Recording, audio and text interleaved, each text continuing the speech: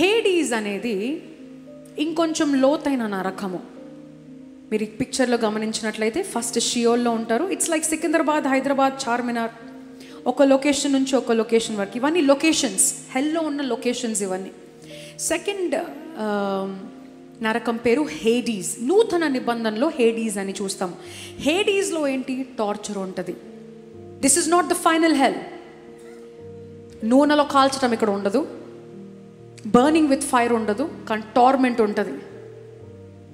బాధ పెట్టే దురాత్మ సమూహాలు అక్కడ ఉంటాయి.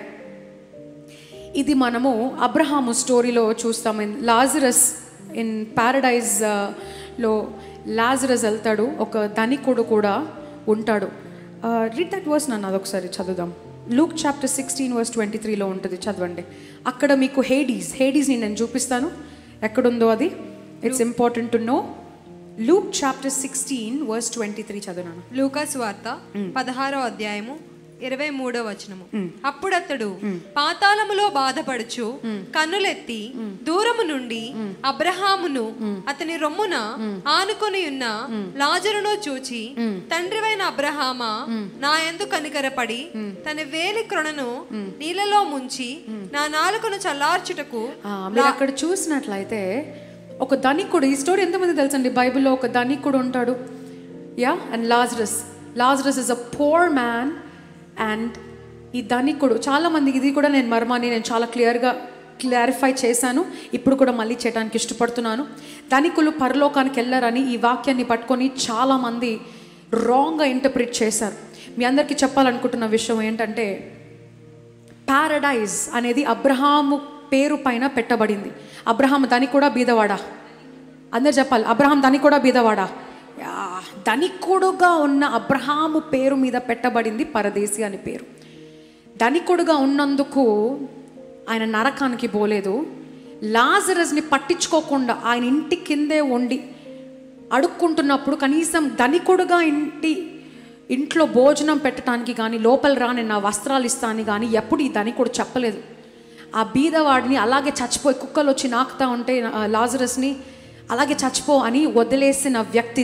ఆ ధనికుడు హృదయము సరిగ్గా లేదు కనుక తనని షియోల్లోకి హేడీస్లోకి పంపిస్తాడు. అయితే ఇప్పుడు ఈ ధనికుడు హేడీస్లో నాలిక మంట పుడుతుందంట, చేతు మంట పుడుతుందంట. హేడీస్లో ఏమవుతుంది? చేతులు, కాళ్ళు మంటలు.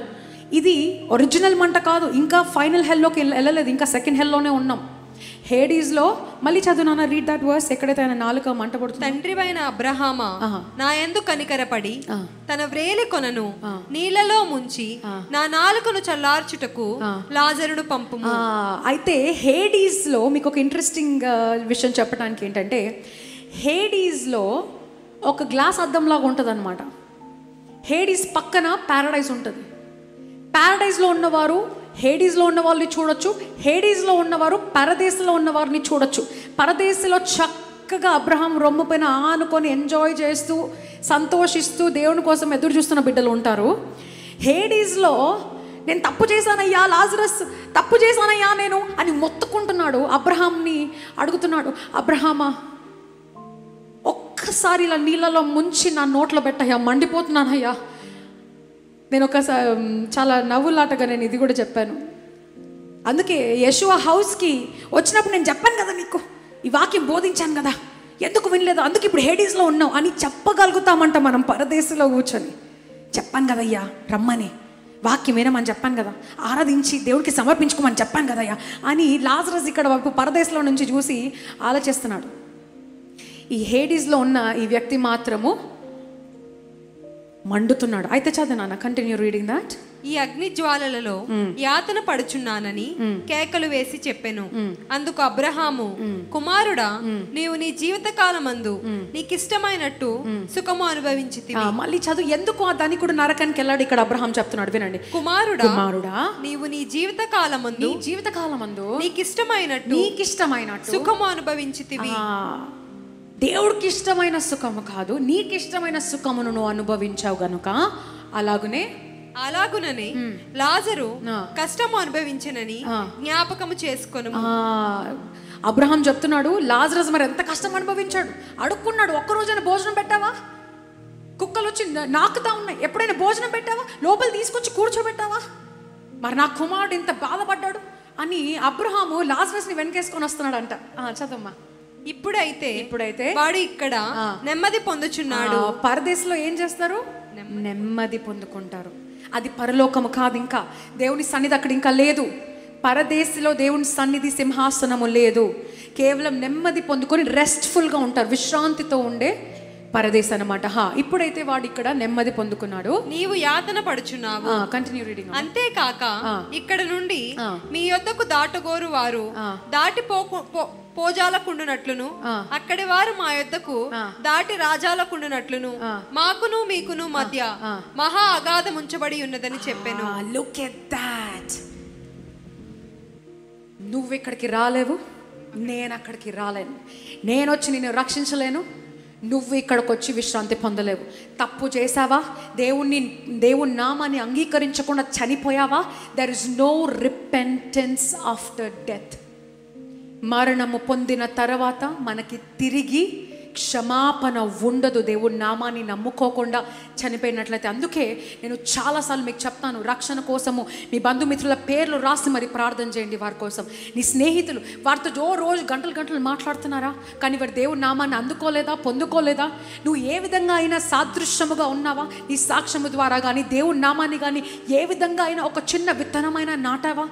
వాళ్ళు చనిపోతే పర్మనెంట్గా ఎప్పటికీ ఇంకా వారు ఇక్కడికి రాలేరు. They cannot come, they are gone forever. ఆ ధనికుడు మొట్టుకుంటున్నాడు. జ్ఞాపకం ఉంటుంది, మనం చేసిన పాపాలు జ్ఞాపకం ఉంటాయా? 100% జ్ఞాపకం ఉంటుంది. ఆ ధనికుడికి జ్ఞాపకం ఉంది.